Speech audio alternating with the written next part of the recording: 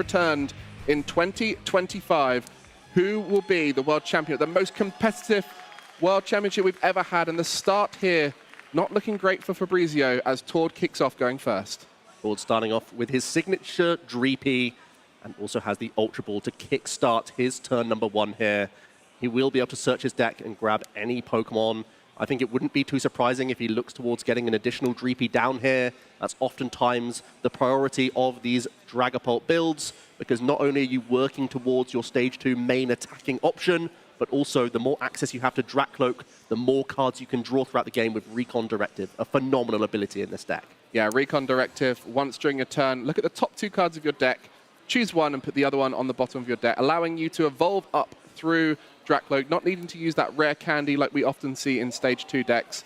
And the Dragapult at the top of the evolution line, an incredible attacker, 320 HP, no weakness, and with that Phantom Dive attack, allowing you to do 200 damage to the active and 6 damage counters to the bench. So you're setting up these board states where you can slowly break down your opponent with a huge tanky Pokemon in the active spot. And this mirror match is going to be intricate, make no mistake about it. The flexibility of the 6 damage counters that you can place means you can have all sorts of different options on how you try and target down your opponent's bench. And of course, within both players' deck lists, there's also Monkey Dory, a huge card in the format. Every deck is trying to weave this card in, thanks to its Adrena Brain ability. If it has a Darkness Energy attached, you can move up to 3 counters from one of your Pokemon to one of your opponent's Pokemon. That means that not only are you removing damage counters that your opponents put onto your Pokemon, but also it can help you set up even on evolving Pokemon like Dracloak throughout the game. And looks like TORD has finished his deck check, checked for the prize cards, and has got a Latias EX out of the deck to allow for that Skyliner. It looks like TORD did not go first. TORD is actually going second. It was a pass from FABRIZIO. This changes everything because now TORD has access to Buddy Buddy Poffin, and whenever your opponent fails to get their crucial basic Pokemon into play, being able to initiate an Itchy Pollen lock here to deny the use of your opponent's Buddy Buddy Poffin on the next turn is really going to limit the outs here. It's a better start than we even thought, Mike, because TORD, as you said, is going second. And that means he's going to be able to launch an Itchy Pollen and deny the use of item cards for FABRIZIO next turn. Not only has FABRIZIO just got 1 Pokemon in play, but the only Pokemon you want to have in your hand so you can bring it into play to use its ability. And on this occasion, we'll be stuck with just the Holucha on board, as the board is looking incredible for TORD. Both Dreepies down, an energy in play, the Latias to allow mobility, and the Budu to deny FABRIZIO options. And we see that Super Rod there, an interesting inclusion from TORD. And I think that's something we're going to see throughout this match, is how he has adapted the Dragapult for this event. Super Rod and 1 Night Stretcher, as opposed to the typical 2 or 3 Night Stretchers we see in Dragapult. I think it's just showing that he wants to try and squeeze out some extra slots in his deck, and oftentimes, because the Super Rod can gain additional cards back in terms of resources, it makes those Professor's Research less awful. There was the pickup of Brock Scouting, though, in this hand, so FABRIZIO is not out of this yet. He will still be able to find a couple of basics here. Yeah, many people switching Hilda in for Brock Scouting, but it's still incredible under that Budu item lock from the Itchy Pollen, allowing you to search your decks for 2 basic Pokemon or 1 evolution Pokemon and put them into play. At this stage, Brock Scouting will be for those basics, and later on during the game allows you to find those Dracloaks and Dragapults, and pretty much the perfect card to find in this scenario, as item search for Pokemon is not available. Yeah, typically Brock Scouting looks like an unimpressive, unimposing card, but simply because of the dominance of Itchy Pollen in so many archetypes, this supporter card has made its way into a number of decks just to have additional outs to play the game, and it's exactly what we're seeing here. It's going to be the payment of retreat from this Holucha, so FABRIZIO can get his own Budu into play and will be Itchy Pollening straight back into TORD. Well, you can see the board looking more stable for TORD. And what a hand. Is that 2 Dracloak there to evolve straight away? Ultra Ball research if he really wants to get aggressive. He did already research away 1 of his boss's orders, so he may not want to rip Professor's Research, but he will start by using Recon Directive before making any other decision here. Well, at this point, you just want to try and get as many energy in play, because FABRIZIO had to attach retreat. TORD is in a position where it has the advantage with 1 energy in play already, so another attachment would allow TORD to get ahead, and that Neo Upper Energy, which is out of reach for FABRIZIO as it's currently in the prize cards, is now in TORD's grasp. I don't know if he took it there off the Dracloak. I think he's pretty safe on this board to attach it to the Drakloak he's simply evolved up. There it is, Neo Upper Energy, the A-Spec both players are using. As you mentioned, Mike, FABRIZIO will not have instant access to this card with it being in the prizes. It's a great card to stash right now. And then TORD just has the decision of, do I want to see 6 fresh cards? Do I want to hold boss's orders? No, bossing back up the Dreepy, trying to starve FABRIZIO out of turn attachments here. And it will poke for 10. There's a lot that's going on with this one little poke of damage here, Mike. For sure, denying options, forcing another energy to retreat if FABRIZIO is looking to get another Budu, or force the Latias in play as well. It's just asking a lot more questions. But that evolution will allow FABRIZIO to start drawing, and that's the key in these early stages. Try and get as many cards in hand to open up as many options as possible. Speaking of options, I think we're lacking some. There's Pheasantipity EX in the hand, a few other basics. There is a Professor's Research, though, so the whole hand might have to go here in order to try and cherry-pick some more Dreepy here. I think an important note for both players is they do have the ability to pick up these EXs like Pheasantipity and Latias EX, both having the Professor Turo scenario, but for TORD has a penny and a power pad as well to be able to really recycle that scoop-up effect. And after that research, a quick recon directive will allow for an energy attachment. I'm assuming there is a Luminous, and it's now just, do you go back into that Budu? It's like we have to. There's another Dreepy in the hand as well that we can bench. We are vulnerable here, though. Make no mistake. FABRIZIO is behind on energy drops, and there's a possibility for TORD to continue to target down some Pokemon, because he will most likely be launching a Phantom Dive this turn. Yeah, and with the Monkey Dory we mentioned before, being able to Adrenabrain damage across, that Drakloak is in range without even needing to be gusted up. So TORD in a very powerful position this turn, and with all those energy on board, we'll be able to create a very stable board state.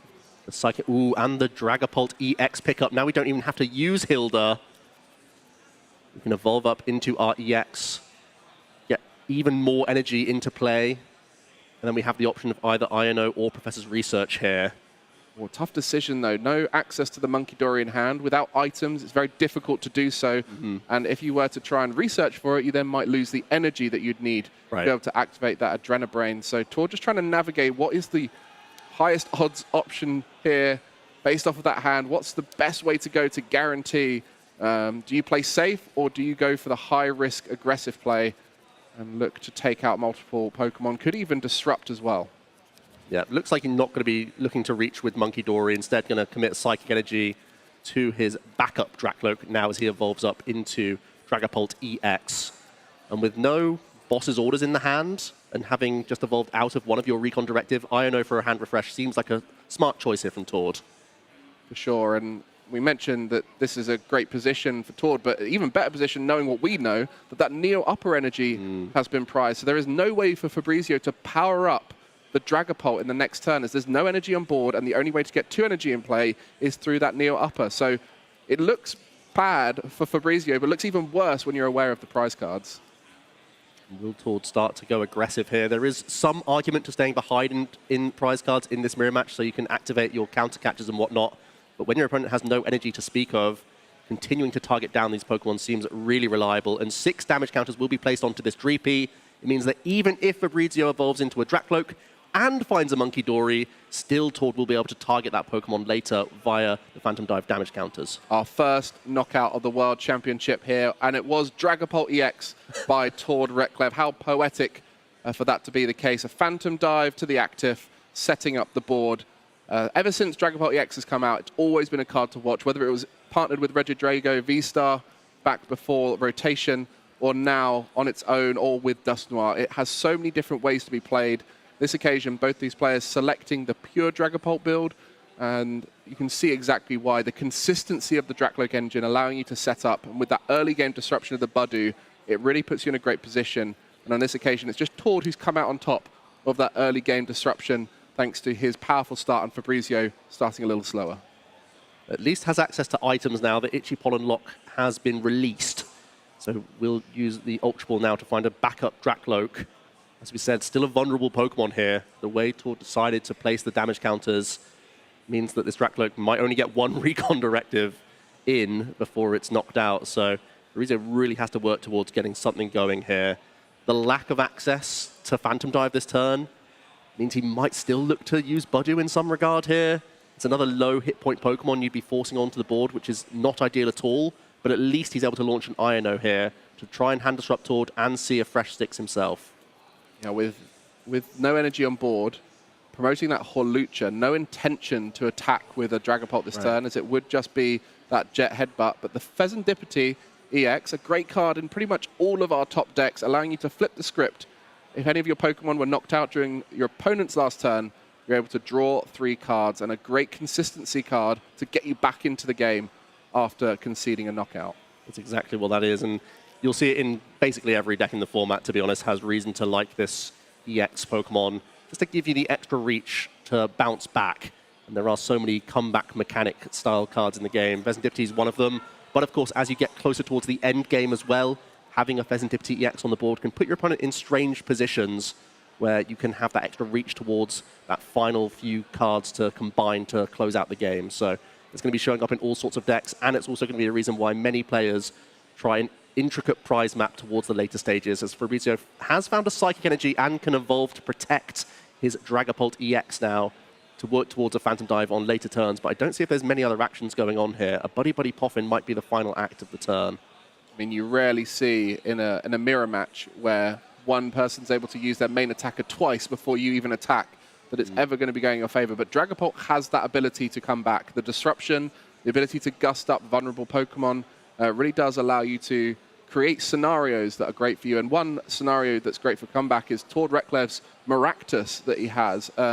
However, there isn't a Maractus on FABRIZIO's side, and even if there was, there'd be so many ways to pick up Pokemon. So there's not many crazy comeback mechanics in FABRIZIO's, playing more for the consistency of hitting Dragapult as often as possible. And unfortunately, in this game, it's not quite worked out for him. Passing back over to Tord then, he still has free reign of this board. I think there's also the Luminous Energy in hand for Monkey Dory this turn as well. You can get even more creative with your damage counter placement here. Continue to start setting up Pokemon. I think the only thing he's lacking again is something like Boss's Orders. A couple of them already used, but of course Tord is playing 3 copies within his deck in addition to 3 copies of Counter Catcher, and the final one's in those prize cards. So he has to attack through Hawlucha in this instance and just make the most out of his Phantom Dive damage counters. And that Buddy Buddy Poffin, so key in these evolving decks, allowing you to find those 2 Pokemon with 70 HP or less, put them on your bench. It wouldn't work with the Hawluchas, that has to come from your hand. But for many of the cards in the format, you just want to go as wide as possible, as you can see with both Dragapults on here, trying to go wide to put as many Dracloak in play, as it is your draw engine as well as your attacker. And that's what Tord is going to do exactly right now. Another Dreepy going down off the back of a Buddy Buddy Poffin. Only 1 bench space, so we'll be putting that down. But even in this late game, especially as none of them were really used early on thanks to the Budu, I think only 1 from Tord, there will be plenty throughout the game to keep restabilizing that board. His board position is just phenomenal right now. He's already got 1 backup Dracloak. He's working on getting the next one established. He has energy attachment for Monkey Dory, and he's launched a couple of Phantom Dives ahead of his opponent. So he is just really putting himself in the best position here to churn through prizes as the latter stages get on. And speaking of which, he's going to now thin some useless item cards and Professor's Research for a fresh 7 here. Continue this dominant turn. He is so far ahead in this game number 1 here. It's a best of 3, of course, in our Swiss rounds.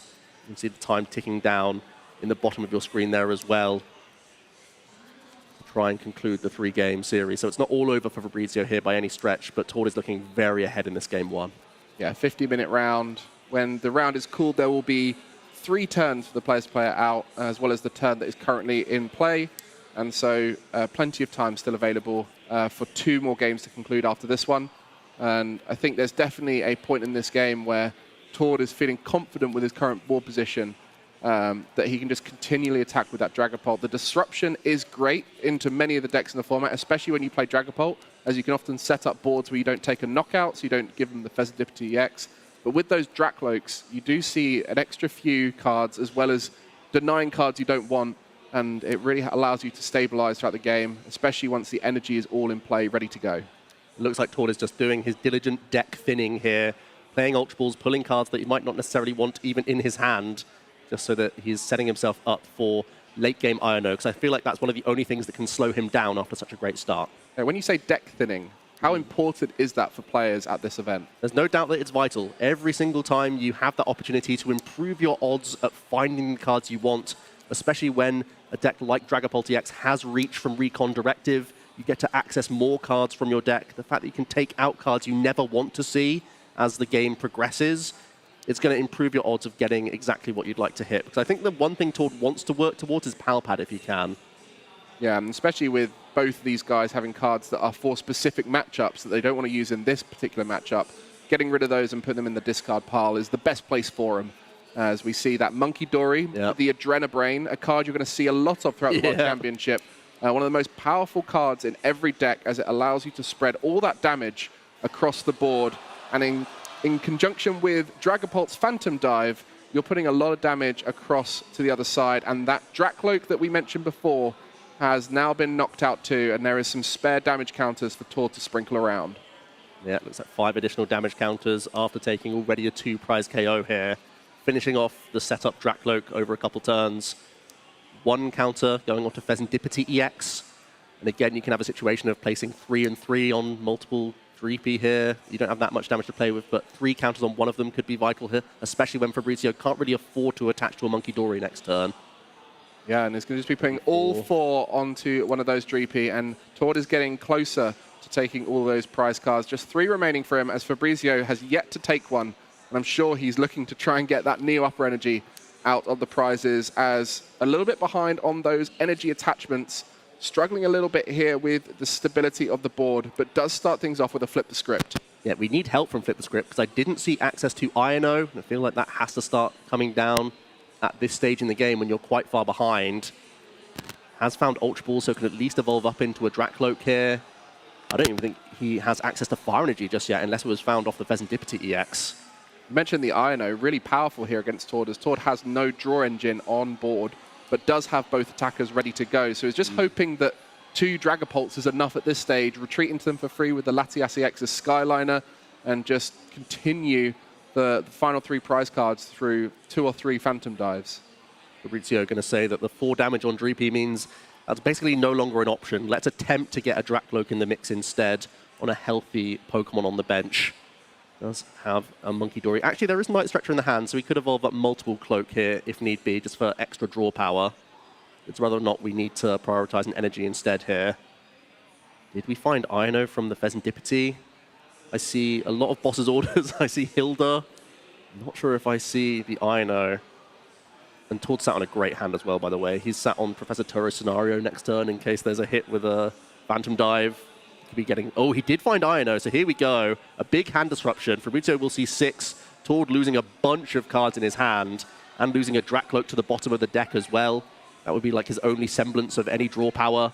So TORD is going to be limited to a really low number of cards next turn. Yeah, exactly what you need to see from FABRIZIO. Just see him taking that little bit of extra time to remember what was in that hand, so he knows to shuffle or continue drawing down. And I do like this Iono now, and the energy attachment coming through will allow the first Phantom Dive of the game for FABRIZIO, and will try and claw back through this game. The Jamming Tower coming down, the stadium of choice for FABRIZIO. Unfortunately for him, there is no tools in TORD's deck, so we'll just be getting it out of the hand and into play. And we'll be looking to Phantom Dive into the active, putting 200 damage on TORD's Dragapult EX. And now for those 6 damage counters. And when we're dealing this much and keeping that damage in play, it doesn't really make sense to spread the damage counters too much, trying to play around Monkey Dory, because they can always get the maximum value by removing the damage off the active Pokemon. So instead, it's going to be a full 6 onto the Dreepy here. To do the same thing TORD set up a few turns earlier, which was even after evolving up and using Adrenabrain, FABRIZIO can still target down a Drakloak if you would like. Yeah, you see that Pal Pad there, a card TORD loves to use, as he loves to have these unusual supporters in deck that he can reset. And then also adding that 4th and 5th Boss's Orders back into the deck, playing only 3 copies, but by having the Pal Pad, it's almost like he's playing a 5th copy of every time he uses that Boss's Orders. And you can see how important that card is in the archetype. We saw Dragapult EX increase the number of Gust options as the deck got stronger and stronger. Playing 4 Boss's Orders, 3 counter catchers. Last time we saw TORD piloting it. Now with those 3 Boss's Orders, and I believe 3 counter catcher, maybe 2. Yeah, 3 counter catcher. That is a lot of Gust option once you put them back in with the Pal Pad. And TORD is spying game this turn with the 10 damage already on Pheasantipity EX and a heavily damaged Dreepy. This one recon directive can find one of those two boss's orders, and the game could be closed out this turn, Mike. It's only a couple cards, but the deck is relatively thin, and we have just shuffled two boss's orders into the deck. We could be closing out game one very shortly. Let's see the two cards off the top. Either of them boss is a counter catcher. The Ethan Pseudo-Wudo as well, an interesting tech inclusion. Not only is Tord playing the Maractus, but also an Ethan Pseudo-Wudo, which can also be a corner trapping option. Well, here's a little quiz for you. I said you're the encyclopedia of knowledge. Tell me, what does Ethan Pseudo-Wudo do? Well, Impound is just like corner in that it can deny the defending Pokemon from retreating, but it also has the try to imitate attack that can have some interesting high roll moments in panic situations. Flip a coin if heads, choose one of your opponent's active Pokemon's attack, and use it as this attack. FABRIZIO, sigh of relief. The game hasn't ended just yet. Tord having to suffice for attacking into the active Dragapult, and will go down to 2 prize cards remaining, finishing off the bench Dracloak here after the use of Monkey Dory. Now, in this matchup, when there's damage on board, especially when there's that much damage on a Dragapult, you'd think about something like Professor Turo's Scenario as a great option to get rid of it. But without that Neo Upper Energy, or without a bunch of energy in play already, that would mean FABRIZIO has no attacker outside of something like a Blood Moon Ursaluna, and that puts him in a tough position to really continue attacking. So Professor Turo's Scenario might seem great here, but it might just be putting him so far behind it's not possible. There it is. Yeah, 3 additional cards from the Flip the Script. We do have Counter Catcher plus INO, a classic combination that Dragapult likes to string together to attempt to buy time. There aren't many liabilities on the bench for Tord, though. So there's not even great trapping opportunities thanks to the Skyliner ability of Latiasi X. So FABRIZIO may not even have the option. Can attach to Monkey Dory here. Doesn't change a huge amount, though. With such a heavily damaged Dragapult, Tord's still in this commanding spot. We're going to be healing up the Dreepy and taking a prize here. Oh, looking to get that Neo Upper Energy off the prize cards, I think, with that. And going to be looking to just retreat here. Maybe we're going to see the Dreepy going forward and just trying to find another turn of options. But yeah, just really looking to try and get that Neo Upper Energy. You can see that whenever you see someone taking a knockout with Monkey Dory on something like a Buddy, or finishing off something before the attack, they're typically looking to try and find something off the prize cards. On this occasion, it was not found. So FABRIZIO is just looking to see if he can get another turn, as Tord, not many cards in hand and only the 1 Dracloak to draw. Boss's Orders will do it. There it is, coming to the top. Boss's Orders. Tord can close out the final 2 prize cards and take a dominating game number 1. What a game for Tord. Set up well. It will be Tord looking a little bit stumped at his hand, but actually, I wouldn't be. He's got 2 Buddy Poffins, Mike. Well, Buddy Poffins will find you all the Pokemon you need. There's energy in there, pretty much the perfect turn 1. And how does he do it? Tord will find his way through and just do that deck check, and you'll see this throughout the tournament, all these players wanting to make sure they understand what their prize cards are. Speaking of prize cards, talk us through that unusual card we don't often see in Dragapult. Well, the Cornerstone Mask Ogerpon EX is a tech card that Tord has chosen to include within his list. Of course, there is luminous energy in the deck, meaning that you can use the Demolish attack if you would need to, but it's really all about the Cornerstone stance ability here, preventing all damage from attacks done to this Pokemon by your opponent's Pokemon that have an ability. And it won't be coming up much in this matchup, no doubt. That's going to be staying well clear of the board if Tord can ever help it. But it's a fantastic card into a number of matchups. One of the premium reasons to have it in the deck is going to be the Golden Go EX matchup. Yeah, probably our most popular deck coming into the tournament. Many of you familiar with its rise recently thanks to Genesect EX. And it is so powerful where there's many of these 320 HP Pokemon, 330, 310, like we see with the Dragapult EX here. Being able to knock out anything thanks to its attack is so, so good. But on the other side, I think FABRIZIO will be happier to see Buddy in the active, as well as that Neo Upper Energy in the hand. Hasn't got a chance to prize check yet, but we'll be sure that he has that in play this game. But Buddy start a great position. You don't have to retreat then. Both players in a spot now where they're confident that they're going to get an itchy pollen off at the beginning of the game. Instead of be feeling happy, but I'd be having a sinking feeling in my stomach. A game down, only 20 or so minutes remain on the clock, and your opponent's just gone double Buddy Poffin turn 1. That's a really awkward situation. You choose to go second with these decks to give yourself the best odds of hitting these Buddy Poffin, but sometimes your opponent just has them in the opening. And now look at Tord's board. Led with the Budgie, which means he's already threatening Itchy Pollen with no headache, no need to put the Latias EX into play just yet, and has already started to find Dreepy, which really sets him up nicely. Does he have a turn attachment to boot? A fourth Dreepy coming onto this board, and the Monkey Dory, and that's where the energy is going to go first with a Luminous attachment, and we're passing action over. What a stunning turn one for TORD. And not many cards left in hand. He'll be hoping one of those is something like a Research, or maybe find that off the top, but able to set up everything he needs for the first turn anyway. We can work that one out later. On the other side, Fabrizio going to be doing his first deck check. We'll be pleased to see that it's not too scary this occasion. Does have a few cards in there that are useful. Having a fourth Dreepy, having a fourth Dracloak, always nice to have them as you see them more often. And that Boss's Orders and the Research, but all of these cards in multiple counts within the deck. Fabrizio playing the full 4 copies, as TORD actually did at the NAIC. So I'm sure Fabrizio was somewhat inspired by TORD's choice, which is what's led him towards choosing this deck for the World Championships this weekend. We're seeing the early search for a couple Dreepy of his own. And as you spotted, Mike, already energy attachments. The Neo Upper Energy going to be committed early here onto a Dreepy. It's a Boss's Orders. There's just a bunch of energy in this hand. Well, we noticed that last game, the first play was TORD bossing up a Dreepy and Itchy Pollen into it. So not only inspired by the deck, but maybe inspired hey, good by idea. The option. As the evolution into the Dracloak will allow those draws to come through. And as Monkey Dory boss, not ideal.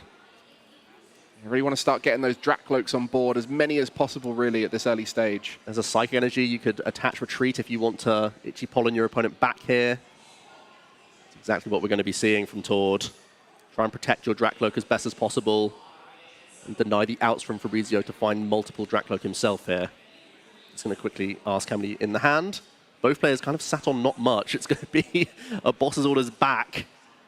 The Monkey Dory can fling 1 damage counter over to the Budju, and then it will be an Itchy Pollen here as well. Why is that Boss's Orders play so key for these players early on?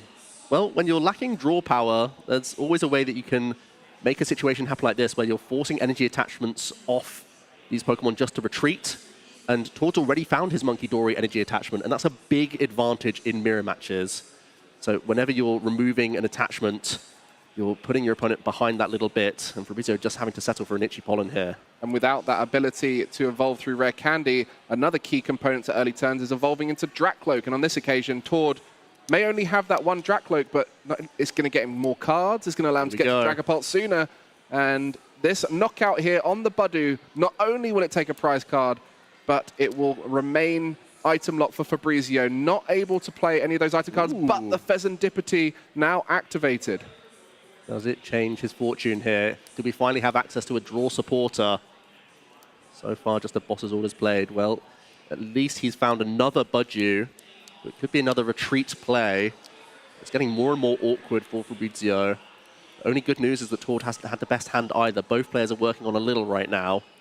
It's another energy having to be sacrificed to maintain this Itchy Pollen lock, hurting the outs of TORD's draws from his Recon Directive. You just see that Monkey Dory early on with the Luminous Energy attachment, allowing those... Ooh, it's a Research, Mike. Ooh, that's huge there. The Adrenabrain early on, just popping damage back across. But on this occasion, the Research will allow TORD to dig deeper and hopefully set up some more Dracloaks, as that singular Dracloak might be good, but you just want to set up the most aggressive board state possible, especially while Fabrizio is struggling to get going. The more the merrier for TORD. He's able to pick up, it looks like a Dragapult EX for the following turn as well, perhaps. Looking pretty solid here. Did have the attachment of Luminous Energy. We're going to see the Monkey Dory removing a damage from his active Budju here. Going to go on to another Dreepy. That's huge, that 1 damage there. Sets up a Phantom Dive, of course. Well, that's the... Keep poking with Itchy Pollen and hoping that Fabrizio's top decks are poor, which it seems like they are. Just the Hawlucha off the top. Luminous Energy attachment to Dreepy, and TORD again has this fantastic opportunity. It's just an Itchy Pollen. TORD is going to have the option to take out the Neo Upper Energy A-Spec here. If he can attack with a Dragapult, it looks like it's already in hand. You mentioned as soon as it came into play, that could come back to bite in the future, as it could get denied, but you just don't expect to be denying yourself of Dracloaks for this long. Yes. And it's just been so tough for Fabrizio, even with that flip the script from Pheasantipity, unable to draw into the Dracloaks. And once 1 is on board, you're just seeing so many more cards per turn, and that's exactly what you're seeing right now for TORD. That research last time was thanks to the Drakloak digging deeper through the deck, and that will just continue to be the case, as we need another energy and the Dragapult to evolve to be able to swing and knock out the Dreepy on the bench, and at that point, FABRIZIO will just have a single Dreepy in play. It's going to be an awful position. There's also Boss's Orders in the hand, so TORD could take out double Dreepy here, leaving FABRIZIO with a Pheasantipity EX and a Budju. That is not where you want to be. Boss's Orders up the Neo Upper Energy Dreepy. TORD going to be going up 3 prize cards and eliminating every threat on FABRIZIO's side of the field. Well, that's the power of this deck. The Budju keeping the lock on for longer. Wow. In combination with the Monkey Dory, damage has been moved around, set up the double knockout. No Dreepy on board for FABRIZIO. He's going to have to claw back into this one. We said it last time, trying to find a way back in. On this occasion, it's an even harder hill to climb. My goodness. He has not had the best rub of the green here at all, FABRIZIO. Both hands have been subpar in his openings, and TORD has just... Well, in this game, it took him a little while to get going, but eventually the recon directives did it, and it's going to be the handshake from FABRIZIO. He understands that TORD has built once again an